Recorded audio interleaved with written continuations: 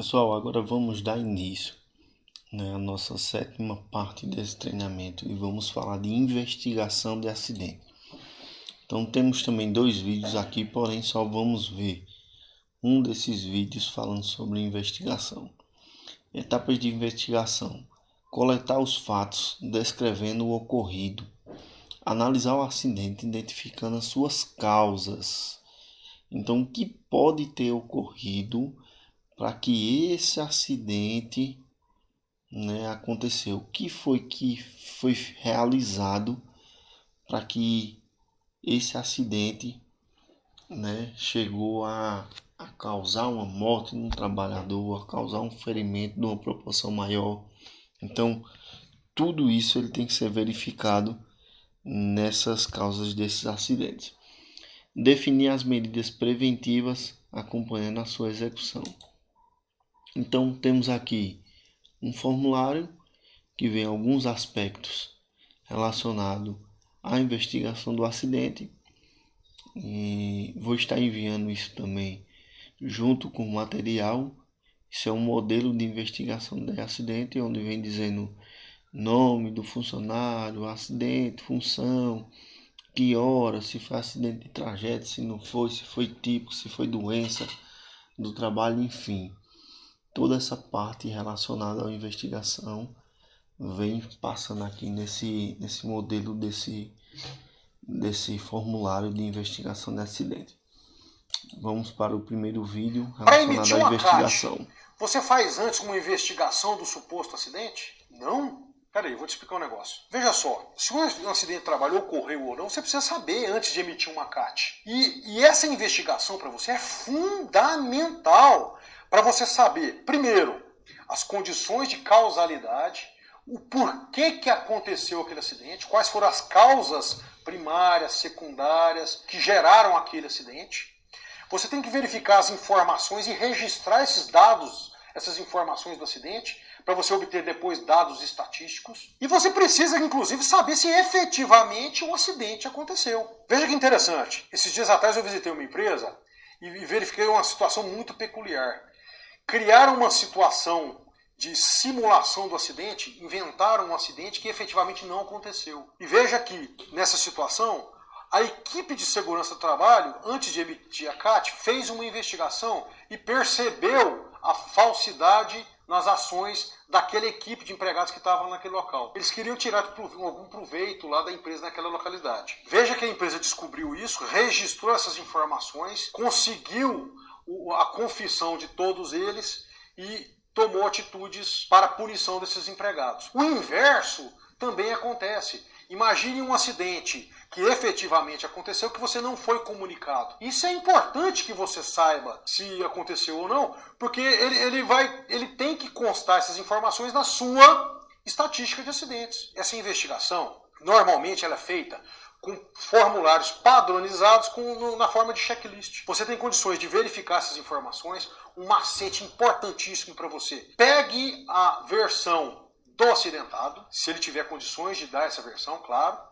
De forma isolada, pegue a versão das testemunhas, junte as informações que você teve do acidente, da hora, de cada uma das versões, pegue a assinatura deles. Depois você vai com a equipe, com o encarregado, com o cipeiro, dependendo da gravidade, você chama os cipeiros, você chama os colegas de trabalho do setor e faça uma análise da causa do acidente. Existem várias formas de você analisar essa causa do acidente. Bom, espinho de peixe, árvore de causas, RASOP, enfim, tem diversas formas de você fazer essa investigação, diversas metodologias de investigação das causas primárias e secundárias que originaram o acidente e que você deve juntar e fazer no seu relatório. Veja só, esse relatório de acidente de trabalho que você fez, da investigação do acidente de trabalho, é importante que você junte fotos das situações encontradas, as versões do acidentado, da vítima e das testemunhas, as assinaturas de todos eles, quem participou da investigação, a sua assinatura, o cipeiro, enfim, daquelas pessoas que participaram dessa situação. Esse relatório tem que ser arquivado e utilizado no seu dia a dia. Concluído pelo acidente de trabalho, só a partir daí que você vai emitir aquela CAT. Com essas informações, você tem condições de montar uma estatística de acidentes de trabalho na empresa. Dessa forma, você tem condição de verificar quais as principais causas existentes, quais os tipos de acidente principais que você tem e assim criar uma estratégia de atuação daquelas situações de maior severidade e maior gravidade e de maior probabilidade de ocorrência. Correto? Gostou do vídeo? Comente aqui, compartilhe com os colegas, se inscreva no meu canal no YouTube. Bom, gente, nesse vídeo podemos ver que é fundamental fazer uma análise, né, uma investigação daquele acidente, né, antes que seja emitida a CAT, que é a comunicação de acidente do trabalho, para de fato descobrir se realmente foi um acidente de trabalho ou não. Né? Para a prática não vamos poder fazer agora, então vamos para as inspeções de segurança. O que é que devemos fazer? É parte do controle de risco, que consiste em efetuar vistorias nas áreas e meios de trabalho com o objetivo de descobrir e corrigir as situações que comprometam a segurança dos trabalhadores. Ou seja, a inspeção que pode ser feita pelo cipeiro é justamente fazer uma análise desse controle de risco existente na vistoria através, né, dos métodos de segurança do trabalho. Uma inspeção, para ser bem aproveitada, precisa ser planejada e o primeiro passo é definir o que se pretende com a inspeção e como fazê-la. Isso tudo pode ser discutido naquela reunião ordinária da CIPA, no qual a gente viu lá anteriormente. Então, isso tem que ser planejado dentro das reuniões da CIPA, saber qual é o ambiente que vai ser investigado naquele mês e saber quais são os métodos, né, e o que se pretende encontrar para poder corrigi-lo. Classificação do risco pode ser feita após a inspeção, através do consenso entre os participantes de inspeção, ou seja, o que é mais grave. Então você pode delimitar o que é um risco mais grave, o que é um risco médico, o que é risco grave e eminente. Então tudo isso também pode ser discutido para ter uma noção do que deve ser feito primeiramente. Para as não conformidades detectadas na inspeção, após a mesma, fazer o uso das ferramentas dos programas de segurança que se aplicam, né? Vamos para a parte das inspeções. As inspeções de segurança têm como objetivo detectar as possíveis causas que propiciem a ocorrência de acidentes, visando tomar ou propor medidas que eliminam ou neutralizem os riscos existentes do trabalho. Inspeções periódicas são inspeções efetuadas em intervalos regulares, programadas previamente e visam apontar riscos previstos, como desgastes de máquinas e equipamentos, fadigas, superesforços, exposição e certas agressividades ao meio ambiente. Inspeções eventuais não têm datas ou períodos determinados. Inspeções oficiais são realizadas por agentes dos órgãos oficiais e das empresas de seguro. Inspeções especiais destina-se a fazer controles técnicos que exijam profissionais especializados, aparelhos e testes de medições específicas como ruído, né, calor, iluminação, quantidade de partículas tóxicas em suspensão no ar. Então existem todos esses tipos de inspeções. Agora vamos falar dos riscos ambientais, né? O que são eles? São considerados riscos ambientais os agentes químicos, físicos, biológicos, ergonômicos e de acidente. Esses agentes podem trazer ou ocasionar danos à saúde do trabalhador quando presente nos ambientes de trabalho em função de sua natureza, concentração, intensidade e tempo de exposição. Isso também falamos em outros treinamentos, né? Também falando sobre quando está exposto a um determinado agente. Então existe a concentração desse agente, a intensidade, como também o tempo de exposição que o funcionário está exposto àquele ambiente.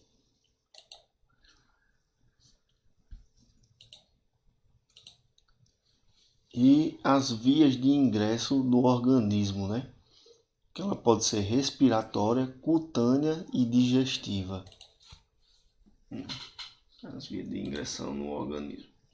Vias respiratórias são assim denominadas as estruturas responsáveis pelo transporte do ar aos pulmões do organismo humano. Essas estruturas são anatomicamente separadas em cavidade nasal, nasofaringe e faringe. Vias cutânea compreende toda a superfície que envolve o corpo humano. Nem todas as substâncias podem penetrar através da pele. Algumas conseguem atravessar a barreira cutânea diretamente e outras são veiculadas por outras substâncias. Vias digestivas compreende o sistema formado pela boca, faringe, esôfago, estômago e intestinos. No entanto, pode assumir importância quando é permitido aos trabalhadores comer ou beber nos postos de trabalho. E indo para os riscos físicos, podemos falar agora do ruído. As máquinas e equipamentos utilizados pela empresa produzem ruído que pode atingir níveis excessivos, podendo a curto, médio e longo prazo provocar sérios prejuízos à saúde, dependendo do tempo da exposição, nível sonoro e da sensibilidade individual. As alterações danosas poderão manifestar-se imediatamente ou gradualmente, dependendo dessa exposição. Consequências do ruído: cansaço, irritação, dores de cabeça, diminuição na audição, problemas de aparelhos digestivos, taquicardia, perigo de infarto. E aqui existem alguns equipamentos, o dosímetro e o decibelímetro, que são equipamentos que medem esse ruído no ambiente de trabalho. E quais são as medidas de controle, né, com relação ao risco do ruído? Medidas de controle coletivo: sinalização informando que existe um risco de ruído, medidas de proteção administrativa, mudança de jornada de trabalho, modificação organizacional, medidas de proteção individual, o protetor auricular. Então temos aqui um vídeo de PCA que é falando sobre o programa de controle auditivo, como ele deve ser feito.